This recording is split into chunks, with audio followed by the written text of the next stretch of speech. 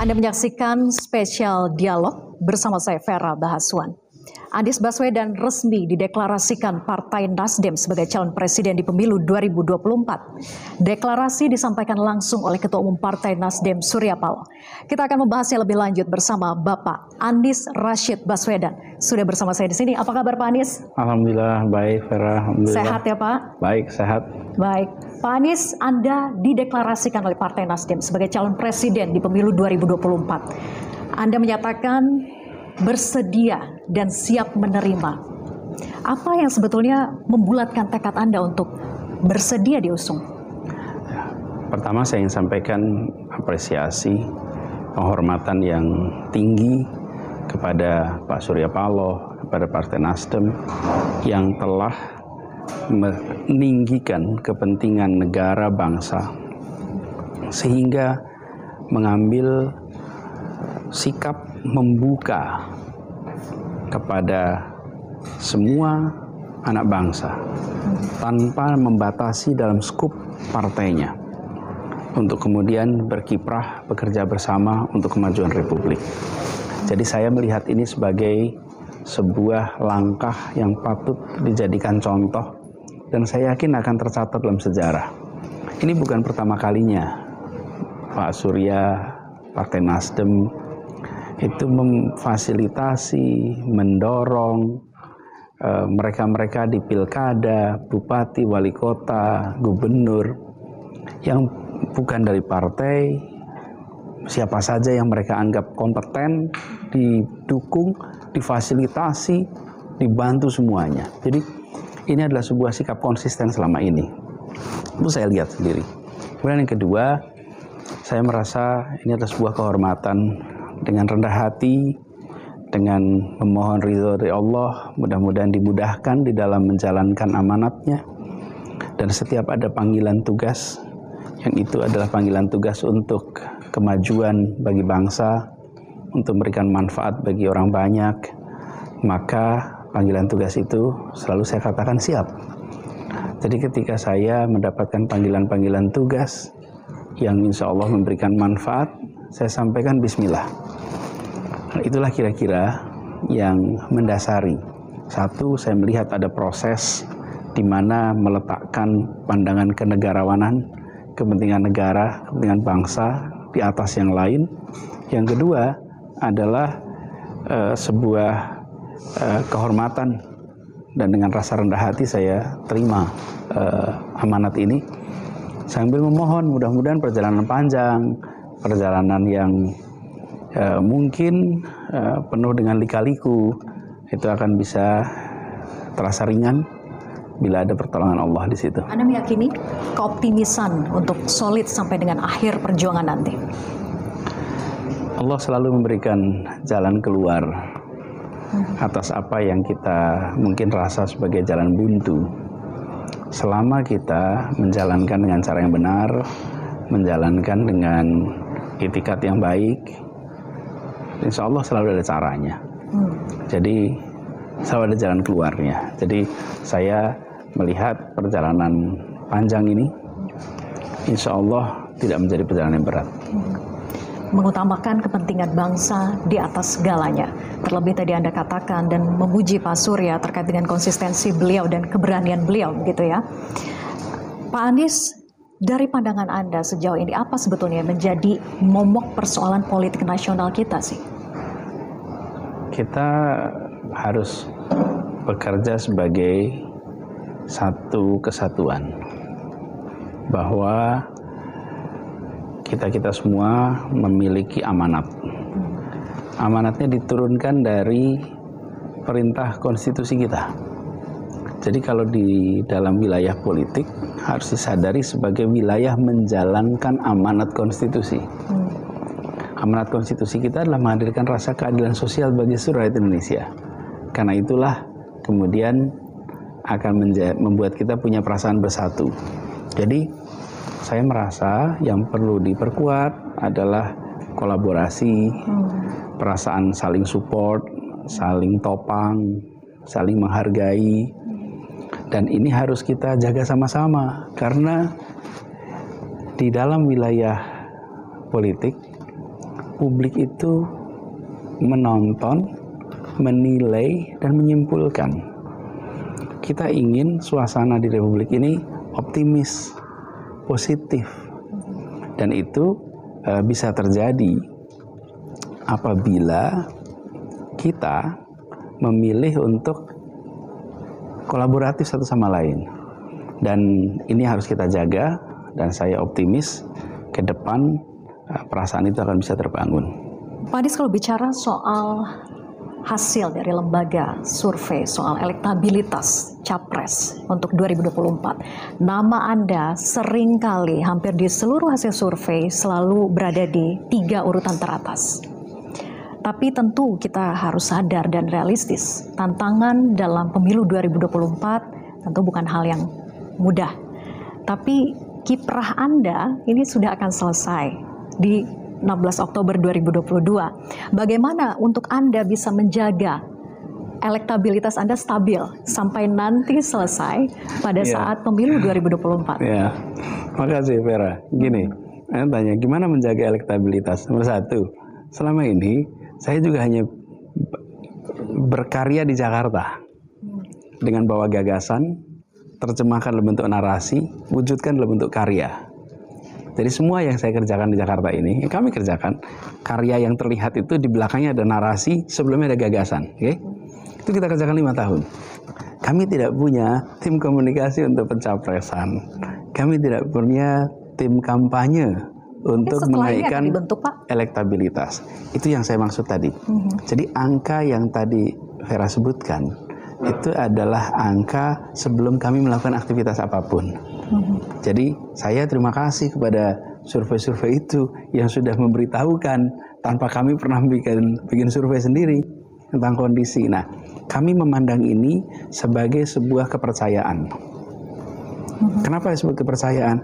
Karena itu adalah pandangan dari publik tanpa kami mencoba untuk membuat pandangan itu. Lain kalau saya punya tim komunikasi, memang kita berniat untuk berkampanye.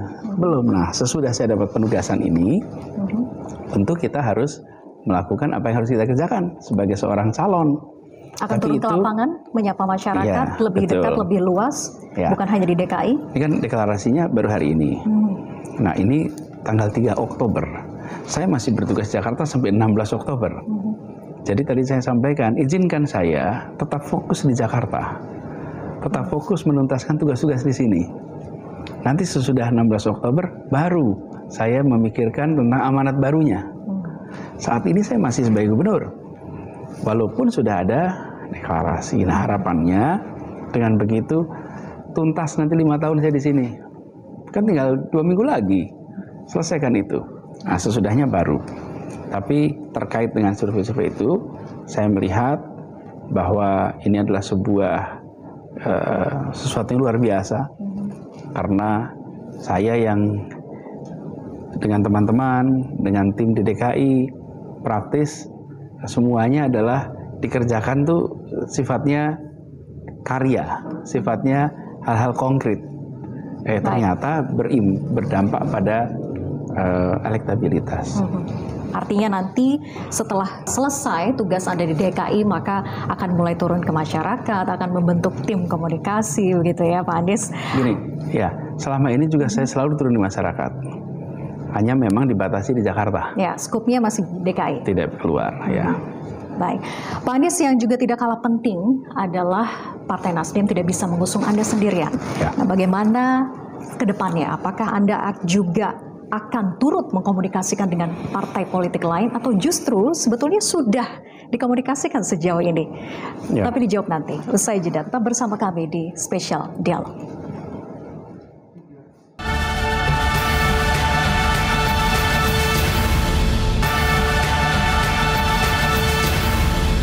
Anda kembali bersama kami di Spesial Dialog, masih bersama Bapak Anies Baswedan.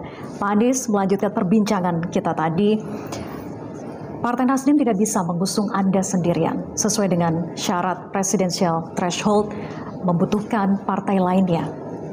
Apakah Anda akan turut mengkomunikasikan dengan partai politik lain? Jadi begini, proses komunikasi itu saya lihat sudah berjalan. dan ini prosesnya masih panjang karena memang belum ada pencalonan resmi pendaftaran sampai tahun 2023. Jadi menurut saya ini mengalir saja sebagai bagian dari proses alamiah, atau pada akhirnya semua harus mengambil keputusan. Jadi saya melihat ini adalah bagian dari proses politik yang tiap-tiap partai punya mekanismenya, punya tradisinya yang harus kita hormati. Nah, ada seperti Partai Nasdem yang sudah merencanakan sejak bulan Juni kemarin di Rakernas. Kemudian menetapkan 3 nama. Sehingga ketika di Oktober memilih 1 nama, ya memang sudah ada prosesnya. Tapi ada partai-partai yang belum. Menetapkan opsinya juga belum, apalagi menetapkan 1 nama. Jadi saya melihat ini bagian dari proses yang akan dialami oleh semua partai. Kita hormati, kita hargai, dan semuanya memikirkan persoalan ini dengan keseriusan. Tidak melihat ini sebagai hal yang sambil lalu. Karena itulah kita berikan pada semuanya rasa hormat, dan insya Allah nanti bisa tuntas pada waktunya.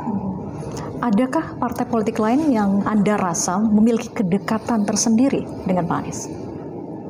Ya, sebenarnya kalau bicara tentang pembicaraan kan selama ini sudah terjadi juga obrolan antara Partai Nasdem, Partai Demokrat, Partai PKS, itu sudah berjalan obrolannya. Tapi masing-masing kan punya mekanismenya, dan tidak bisa juga kita menyimpulkan bahwa sudah final di masing-masing. Kita lihat saja nanti. Tapi yang partai yang tadi Anda sebutkan, Demokrat dan juga PKS, selain dari Nasdem ini, artinya Anda juga memang mempunyai rasa kedekatan dengan kedua partai ini dan sevisi juga? Saya merasa memiliki kedekatan dengan siapapun yang bekerja untuk Republik.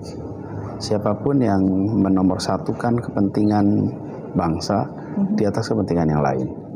Dan kita ini sama-sama warga Indonesia, sama-sama memajukan Indonesia. Jangan karena kemudian partai politik lalu ada perasaan tidak bersama. Kita jaga itu semua. Tapi kalau dilihat dari beberapa acara partai, ada Demokrat, kemudian juga ada PKS, dan terakhir ada P3. Suara dari kader mereka menyuaraki Anda gitu, nama Pak Anies sebagai capres. Apa sih yang ada di benak Anda ketika banyak pihak yang menyuaraki Anda sebagai capres, Pak? Itu sebagai sebuah rasa tanggung jawab. Dan itu sesuatu yang tidak pernah direncanakan, tidak pernah kita bayangkan juga akan terjadi seperti ini. Tapi saya jalani aja dah. Kita yang penting menjalani dengan cara yang benar, untuk kepentingan yang besar, dan bekerja bersama dengan semua yang sepemahaman. Dan kepada teman-teman, kepada masyarakat yang mengungkapkan ekspresi dukungan, saya sampaikan terima kasih, mohon doanya agar selalu didekatkan dengan amanah, didekatkan dengan ikhlas, didekatkan dengan istiqomah. Dan selalu saya sampaikan begitu.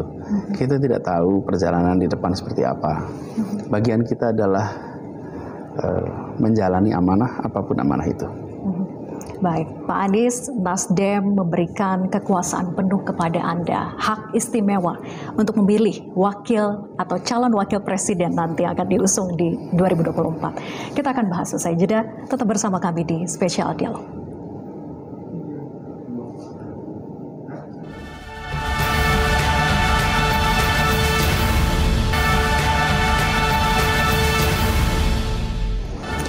Anda kembali menyaksikan Spesial Dialog masih bersama Bapak Anies Baswedan. Pak Anies, sebelumnya saya sudah sempat menyinggung terkait dengan Partai Nasdem memberikan keistimewaan hak kuasa kepada Anda untuk memilih siapa calon wakil presiden yang akan diusung di pemilu 2024. Jadi siapa, Pak? Sudah adakah terbayang nama paling tidak? Belum, sama sekali belum.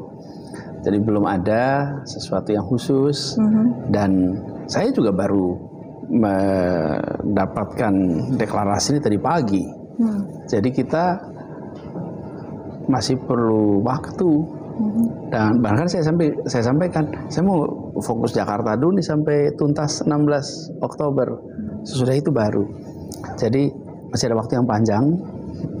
Tapi saya ingin sampaikan apresiasi karena Pak Surya Paloh, Nasdem itu melihat dari pengalaman selama ini, baik gubernur, wali kota, bupati, ketika pasangan itu adalah pasangan yang memiliki kecocokan, saling support, maka perjalanan di dalam pemerintahannya bisa menjadi baik.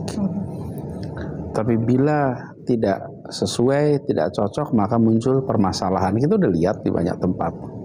Nah, saya ingin sampaikan apresiasi bahwa Nasdem ini di dalam memberikan sebuah kepercayaan itu total, tidak setengah-setengah. Dan itu kemudian juga berdampak kepada kami. Saya pun melihat apa yang dikerjakan oleh Nasdem sebagai kerja yang serius. Kalau saya dipercaya, artinya saya pun mempercayai pada Nasdem. Jadi ini adalah sebuah sikap lagi-lagi kenegarawanan nih dari Bang Surya soal ini. Nah, kami berharap nanti pada waktunya akan bisa menemukan kriterianya, kemudian menemukan namanya, nanti baru kemudian diputuskan. Tapi masih perlu proses itu. Tapi minimal apakah misalnya Bapak punya keinginan paling tidak sama lah seperti saya pernah menjadi kepala daerah, menjadi gubernur, atau justru latar belakang yang berbeda? Tidak ada yang khusus. Pada fase ini kita masih lihat dulu dah nanti. Jangan buru-buru. Jangan buru-buru. Takut tidak cocok? Butuh ta'aruf dulu? Iya, dan memang masih belum ada urgensinya ya. Belum ada keterdesakan harus memutuskan sekarang. Dan jangan juga spekulatif gitu, tapi ditata dengan baik. Pak Anies menjadi Gubernur DKI Jakarta, ini bisa dikatakan sebagai portfolio yang penting dalam pengalaman Anda sebagai pemimpin. Apakah ini menjadi bekal yang sangat mahal untuk Anda nanti bisa berkiprah di nasional? Pengalaman mengelola Jakarta adalah pengalaman yang luar biasa. Ini adalah sebuah amanat yang besar sekali. Bukan berat ya, besar.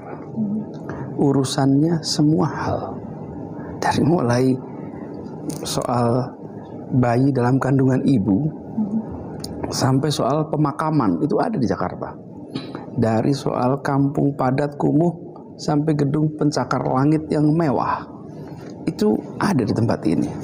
Jadi saya merasa bersyukur sekali bahwa Allah takdirkan untuk ditemukan dengan segala macam urusan dan levelnya level operasional, bukan hanya level konseptual, level operasional sekali.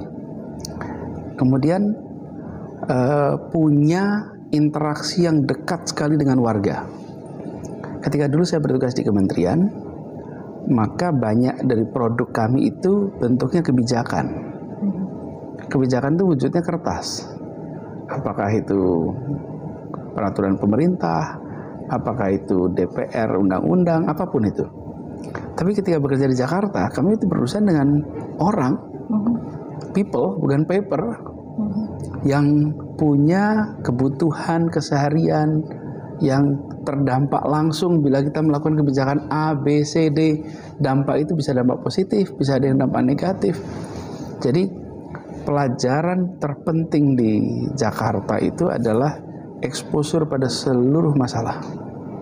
Jadi saya setiap kali rapat, setiap kali pemeriksaan di lapangan, setiap kali terlibat dalam urusan-urusan apapun, itu belajar. Sekarang saya tahu tentang pengendalian aerob, saya tahu tentang bicara mengenai imunisasi, saya belajar tentang bagaimana pencegahan untuk kekerasan pada perempuan, bagaimana kita melindungi disabilitas. Spektrumnya luas sekali, bukan? Jadi Jakarta dan tanggung jawab mengelola kota ini, apalagi menjadi sesuatu yang luar biasa bermanfaat, apalagi gubernur. Karena kalau di Jakarta ini, gubernur daerah khusus, di mana gubernur itu mengendalikan sampai level lurah. Jadi bukan hanya mengkoordinir para wali kota dan bupati, tapi memang kesemuanya itu berada di dalam koordinasi. Artinya apa yang Anda sudah laksanakan di DKI ini bisa menjadi contoh untuk bisa diterapkan di daerah-daerah lain atau dalam skala nasional?